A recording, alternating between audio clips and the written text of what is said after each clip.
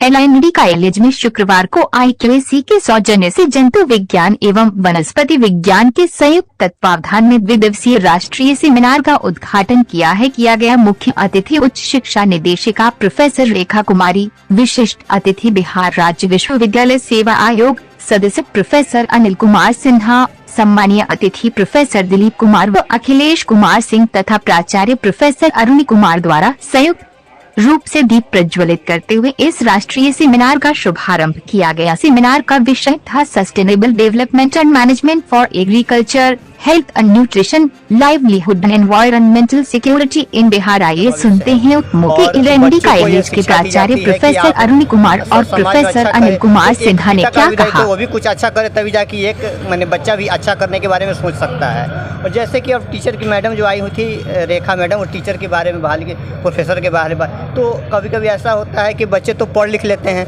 कहते हैं PG post graduate के बाद हम प्रोफेसर बन जाएंगे, जैसा आपका भी धारणा था और आपने उस चीज़ को अचीव भी किया था।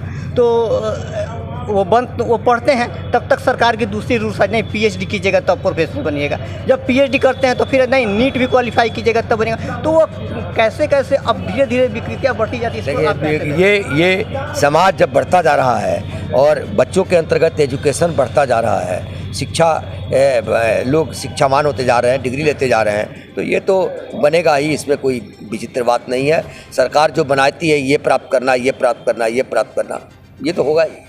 बहुत बहुत धन्यवाद। और वंदनीय मानी जाती रही है, आज भी वंदनीय है। नदी की पूजा करते हैं, जल की पूजा करते हैं, लेकिन ये जो पूजा है ये सिर्फ पूजा बनकर के रह गई है। जैसे रामायण और गीता घरों में लाल कपड़े में बांध करके रख करके उसको अगरबत्ती दिखाया जाता है, उसी प्रकार इन नदियों को भी हम उसी तरह अगरबत्ती दिखाते हैं, लेकिन अपने बहुत सारे गंदगियों को नदी के अंदर छोड़ देते हैं। उसी प्रकार ये सरकार अथक प्रयास तो कर रही है, लेकिन सरकार अकेले कुछ कर नहीं सकती है, इसलिए कि जब तक जनमानस की भावना उस नदी से नहीं जुड़ेगी तब तक नदियों के विकास और नदियों का सतत प्रवाह नहीं किया जा सकता है। इसलिए आवश्यकता है कि जनमानस को जिस प्रकार हमारे पुरातन संस्कृति में, भारतीय संस्कृति में नदियों के प्रति जो भावना है, उस भावना को हम आने वाली पीढ़ी को उससे जोड़ें और उसको जानें। हो गया। नदिया को अगर हम नदी ही रहने दें, अगर धार्मिक उत्सव से न जोड़े कि उनको पूजा करना है, लोग अगरबत्ती दिखाता है उसमें ही छोड़ देता है, फूल दिखाता है और नदियों में फूल का विसर्जन नदियों में ही करना चाहिए। इस मनोभाव को लेकर के ज़्यादा नदियाँ प्रदूषित हो रही है।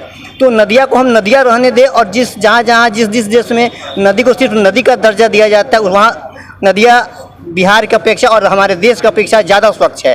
लेकिन हमारे नदियों को आस्था से जोड़ देने के बाद नदियाँ ज़्यादा प्रदूषित हो रही है। इस पर आप क्या संदेश देना चाहिए? आस्था से जोड़ने के बाद नदियाँ प्रदूषित हो रही हैं, बल्कि वो आस्था का जो विकृत रूप है उसके कारण नदियाँ प्रभावित हो रही हैं। और आस्था कभी भी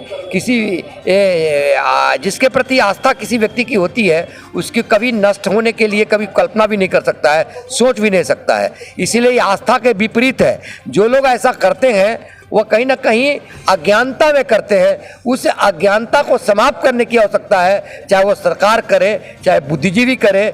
जैसे आज इस कॉलेज के अंतर्गत जो ऐतिहासिक सेमिनार हुआ है और जो अद्भुत सेमिनार हुआ है, इसलिए ऐतिहासिक है कि यहाँ पर रिसर्च करने वाले व्यक्ति कम हैं, यहाँ बच्चे हैं, विद्यार्थी हैं, और वो विद्यार्थी जागरूक होते हैं नदियों के प्रति, तो गाँव में जा करके वो आम लोगों को भी जागरूक करने का काम करेंगे।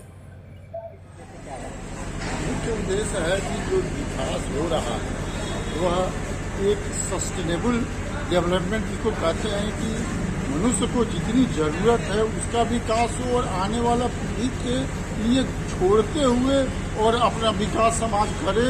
और एग्रीकल्चर के क्षेत्र में, इन्वायरमेंट के क्षेत्र में कैसे बिहार में अधिक से अधिक हम विकसित हों, इस पर विचार विमर्श करने चाहिए।